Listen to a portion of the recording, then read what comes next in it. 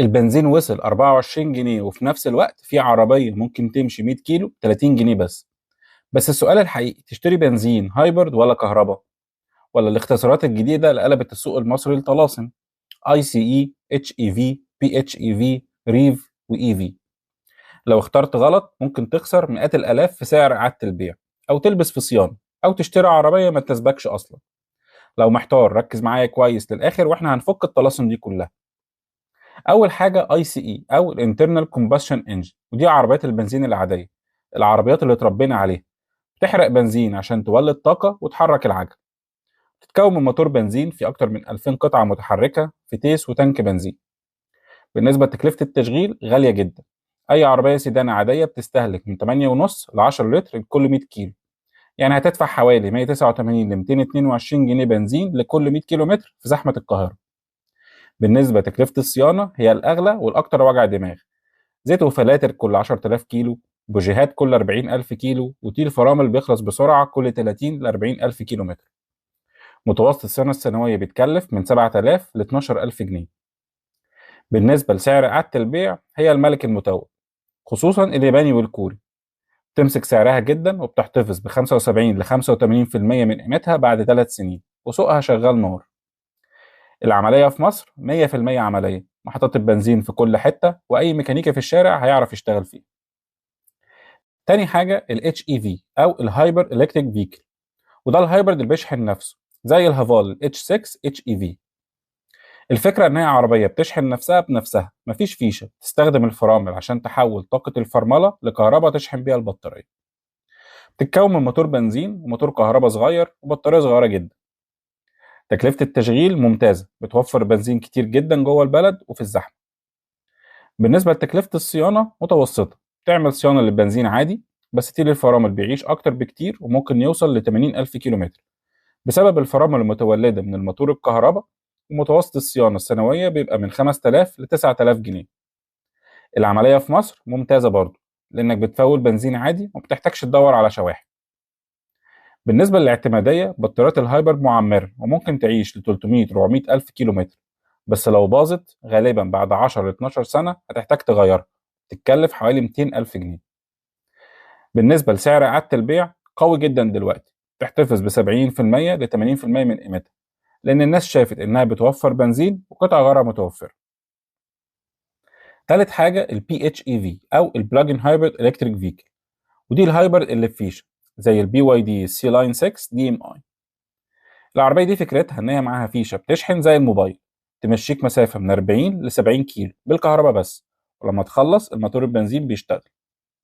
بتتكون من موتور بنزين بيكمل الموتور الكهرباء، وبطارية متوسطة حوالي 15 ل 20 كيلو وات ومنفذ شحن. بالنسبة لتكلفة التشغيل موفرة جدا لو مشاويرك اليومية قليلة وبتشحن في البيت. عربية زي البي واي دي سي لاين 6 دي ام اي ممكن تمشيك لحد 1000 كيلو متواصل بنزين وكهرباء، واستهلاكها للبنزين والبطارية فاضية حوالي 3.8 لتر لكل 100 كيلو متر.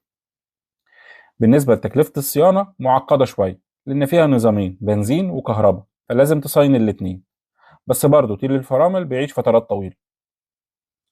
بالنسبة للعملية في مصر هي بتعتبر الحل السحري حاليا. لو جوه القاهرة تمشي كهرباء، لو مسافر الساحل أو الغردقة هتفول بنزين، مفيش قلق من المسافة. بالنسبة للاعتمادية كويسة جدا، لكن لازم تاخد بالك من دورة التبريد للبطارية خصوصا في الصيف بتاعنا. بالنسبة سعر إعادة البيع متوسطة، تحتفظ ب 60 ل 70% من قيمتها، لأن الناس لسه بتفهم التكنولوجيا دي. رابع حاجة الريف رينج اكستندد الكتريك فيكل، ودي الكهرباء ذات المدى الممتد، زي عربيات روكس ودي اوتو ودي اف اس كي. دي عربية بتتحرك بالكهرباء بس، العجل مش واصل بموتور البنزين نهائي. موتور البنزين هنا شغال كأنه مولد، بيشحن البطارية لما تفضى بس. بيتكون من موتور كهرباء أساسي، بطارية كبيرة نسبيا 30 ل 40 كيلو وات، وموتور بنزين وتانك بنزين. بالنسبة لتكلفة التشغيل رخيصة لأنك بتعتمد على الكهرباء، ومحرك البنزين استهلاكه قليل جدا ومثالي.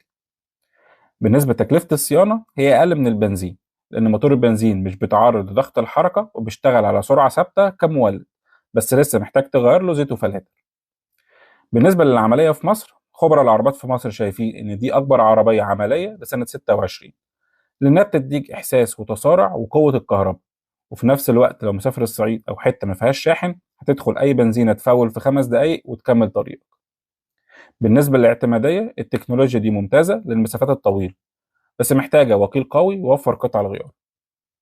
بالنسبة لسعر إعادة البيع هي زي البلاجن هايبرد، لسه بتفقد من قيمتها أكتر من البنزين، حوالي 60 ل 70% احتفاظ بالقيمة بعد 3 سنين. خامس حاجة الاي في أو الإلكتريك فيكل، ودي كهرباء بالكامل زي الفولكس فاجن اي دي 4 والبي واي دي الدولفين.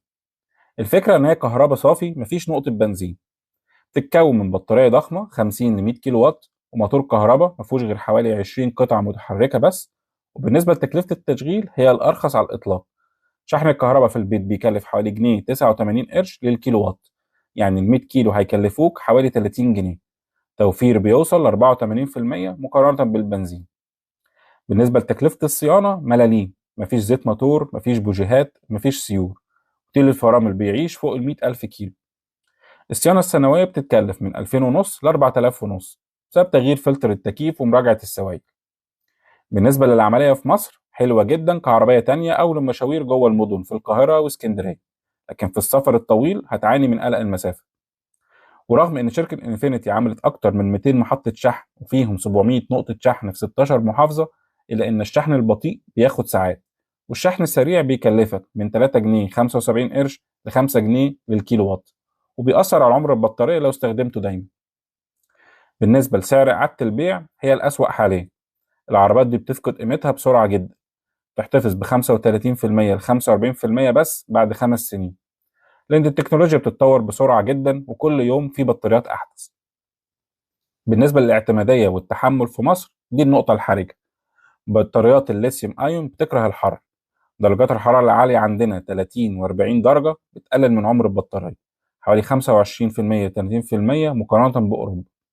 يعني في القاهرة ممكن تفقد 18% من الساعة السنوية، عمر افتراضي 8 سنين، وفي أسوان بتفقد 25%، يعني عمر افتراضي 6 سنين بس. كمان التراب بيسد زعانف التبريد فلازم تنظفها باستمرار. وهنا في فخ إعادة البيع، مفيش في مصر معيار واضح لقياس صحة البطارية، فاللي بيشتري مستعمل بيبقى مرعوب يدفع تمن بطارية جديدة. الخلاصة بالنسبة لتكلفة التشغيل البنزين هو الأغلى والأرخص هي الكهرباء، وبالنسبة لوجع دماغ الصيانة أكتر حاجة هي البنزين والأرخص هي الكهرباء. إعادة البيع البنزين هو الملك المتوج، لكن في الكهرباء هي الأسوأ. قلق المسافة مفيش تقريبا خالص في العربيات البنزين، لكن الأسوأ هي العربية الكهرباء بالذات في السفر. العملية في مصر كلهم كويسين، لكن البلاجن هايبر بيعتبر حل سحري والريف هو الحل المثالي. طيب تشتري ايه من الآخر حسب احتياجاتك؟ لو بتسافر كتير وخايف من الشواحن بس عايز توفر خليك في الريف أو البلاجن هايبر، هي الحلول المثالية دلوقتي.